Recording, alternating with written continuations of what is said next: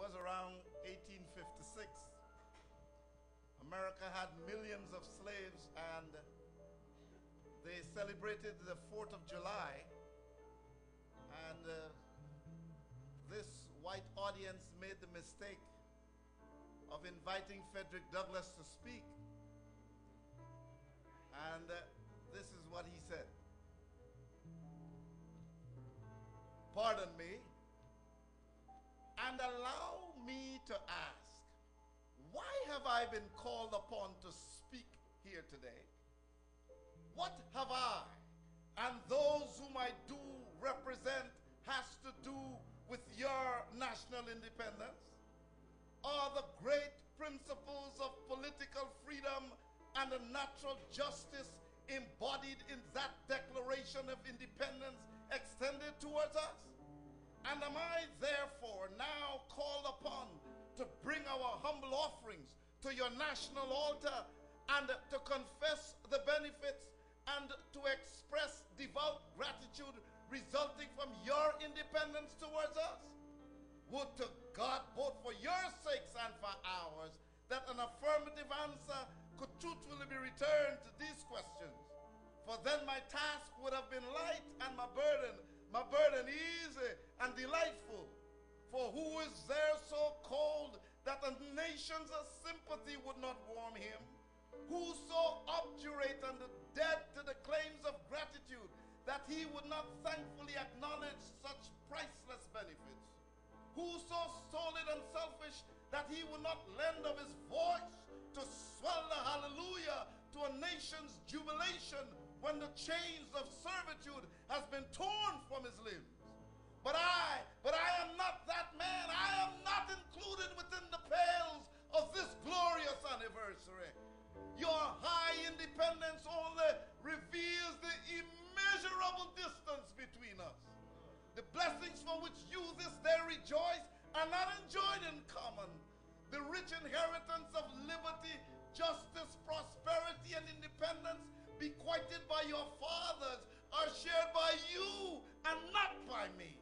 The sunshine that brought life and liberty to you has brought stripes and death to me this 4th of July.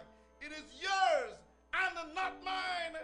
You may rejoice, but I must mourn, for to drag a man in fetters into your grand illuminated temple of liberty and then call upon him to join with you in joyous anthems is nothing more than inhumane mockery and sacrilegious irony. Do you mean to mock me, citizens, by asking me to speak today? Fellow citizens, above your national tumultuous joy, I hear the mournful wail of millions whose chains, heavy and grievous yesterday, have today been made more intolerable by the jubilant shouts that reach them. If I do forget, if I do not remember these bleeding children of sorrows this day, may my right hand forget her cunning, and may my tongue cleave to the roof of my mouth. For to forget them, to pass lightly over their wrongs, and to join in your popular chime would be treason most scandalous and shocking, and would make me a reproach before God and the world. My subject, therefore, is American slavery. I will seize this day and its popular characteristics from the slave's point of view, standing here fully identified with America's bondsman, making his wrongs mine. I will not hesitate to declare with all of my soul that the character and the conduct of this nation has never looked blacker to me than on the 4th of July. Whether you look at the declarations of the past or the professions of the present, the conduct of the nation is equally hideous and revolting. Is it not astonishing that while we are plowing and planting and reaping and harvesting, while we are having among us lawyers, doctors, ministers, editors, orators, and teachers, while we are engaged in all forms of enterprises common to other men, digging gold in California, hunting the whale out in the Pacific, tending to sheep and cattle upon the hillside, and above all, while we are worshiping the Christian God and looking forward, hopefully, for life eternal beyond the grave? Is it not astonishing that while we are engaged in all of these things, I am called upon to prove that we are men?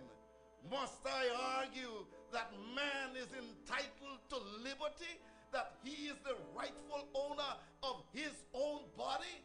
Is that a question for Republicans?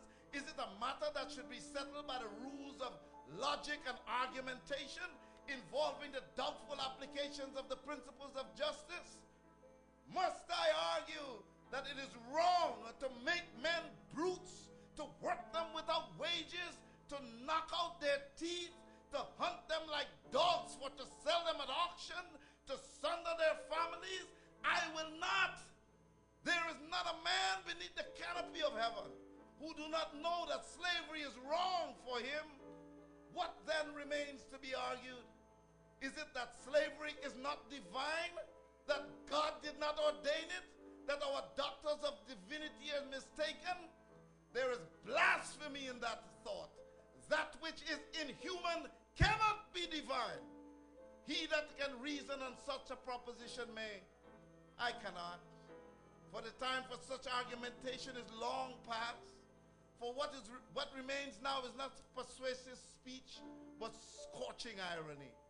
Oh, had I the ability that I could but reach the nation's ears, I would have today issued a fiery stream of withering sarcasm and staunch rebuke. For it is not light that is needed, but the fire. It is not the gentle showers, but the thunder. We need the storms, the whirlwind, and the earthquake. The consciousness of this nation needs to be startled. The hypocrisy of this nation needs to be exposed. And her crimes against God and man needs to be denounced. What to the American slave is your 4th of July? I answer, a day that reveals to him more than all the other days of the year the gross injustice and the cruelty to which he is the constant victim. To him, your celebration is a sham. Your boasted liberty and unholy license, your national greatness, swelling vanity, your songs and rejoicing with all of your religious parade is nothing but bomb blasts, fraud, deception, impiety, a thin veil that you use to cover up crimes that would have disgraced a nation of savages. Go where you will. Search where you must.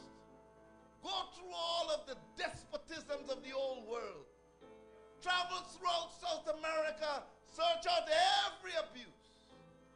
And when you have found the last, lay it side by side against the day-to-day practices of this nation. And you will say with me, in regard to revolting barbarity and shameless hypocrisy, America reigns. America reigns. America reigns unrivaled.